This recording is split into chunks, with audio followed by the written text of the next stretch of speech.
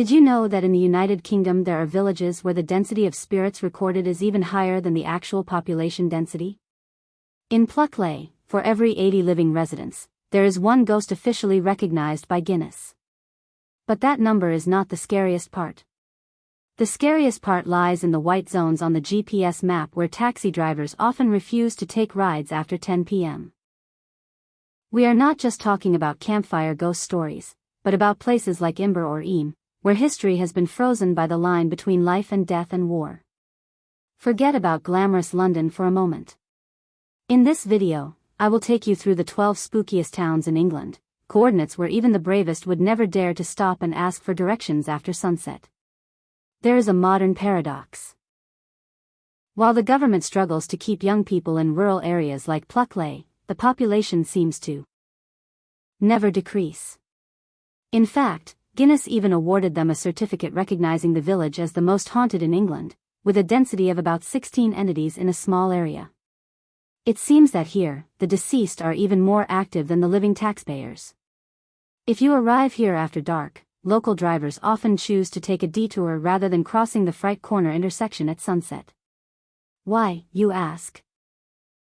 Perhaps it's because at that intersection, one can still hear the clash of swords and the anguished screams of a robber being executed from the past.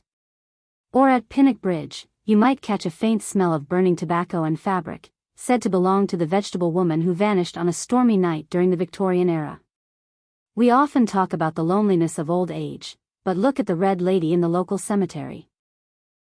A 13th century noblewoman wandering in her long dress, endlessly searching for her child's grave. If you are brave enough to venture into the screaming woods, the F.O. respond with heart-wrenching cries from lost souls. Pluckley is not just a place. It is a record of historical scars that have never healed. More than 10 locations here report unusual phenomena regularly, a statistic that challenges the belief that humans can control everything with technology. Are we afraid of ghosts, or are we actually afraid of history? Leaving the haunted roads of Kent, we head north. There, amidst crumbling cliffs and North Sea fog, stands a place where fiction has blended with reality. Whitby is a 600-year-old port town once built on the labor and lives of fishermen. Today, it clings to the legend of Count Dracula. Visitors search for the fictional, while ignoring the fading heart of a real community. Look at Whitby Abbey, standing for centuries, now reduced to a beautiful ruin. The 199 steps leading to St. Mary's Church are no longer just a path, but a test of courage. Locals rarely climb them when thick fog swallows the coastline, the kind of fog that can make a car disappear within minutes. They are not afraid of darkness. They are afraid of what watches from within it, like the girl in white said to appear by the window. Beneath your feet lies the cemetery where Bram Stoker once found inspiration. Even the name, Swales, on a gravestone became part of Dracula's legend, a real identity transformed into fiction. Whitby at night feels like a torn page from an old book. The fog becomes ink, and the shadows are words from a forgotten era. Ghost ships drift ashore without cargo, carrying only silence. The monastery has stood for centuries, yet only decades of economic decline were enough to turn a thriving harbor into a stage for ghost tourism. Why are we more drawn to ruins than to living cities? From the Yorkshire cliffs, we move inland, into forests where something unseen may be watching. Cannock Chase is not just a forest. For over 40 years, reports of strange phenomena have filled local accounts. Among them are the infamous black-eyed children, figures with completely dark eyes, along with sightings of the pigmen and other unexplained creatures. In Birches Valley, the feeling of being watched is not imagination, it feels primal, instinctive. A reminder that nature has never truly been conquered. Now we turn east, where an entire city vanished beneath the sea. Dunwich was once a powerful port, rivaling London.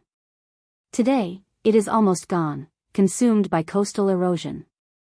Churches, homes, and history now lie beneath the waves. Locals still claim they can hear church bells ringing underwater on calm days. Even the shoreline sometimes reveals human remains washed from old graves. Here, the boundary between life and death feels disturbingly thin. From lost cities to underground darkness, Castleton reveals another kind of fear. At Peak Cavern, also known as the Devil's Arse, strange hissing sounds echo through the cave when air is compressed by water. Science explains it, but the sound resembles human screams. Once used as a prison, the cave carries echoes of suffering long forgotten. Next, we arrive in Rye, a town where beauty hides a darker past. Beneath its charming streets lies a network of smuggling tunnels used by the notorious Hawkest gang. At the Mermaid Inn, unexplained occurrences are often reported: creaking floors, flickering electronics, as if the past refuses to stay buried.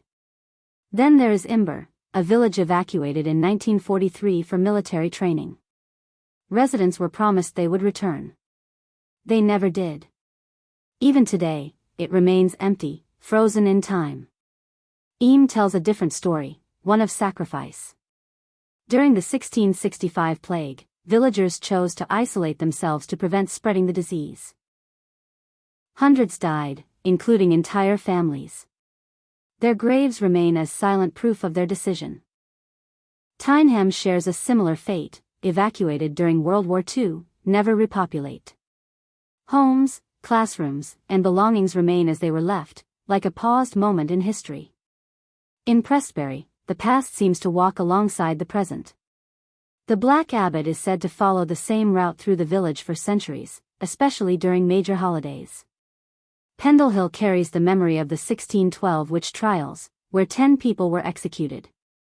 Visitors still report strange sensations. Dizziness, unease, as if the past lingers in the air.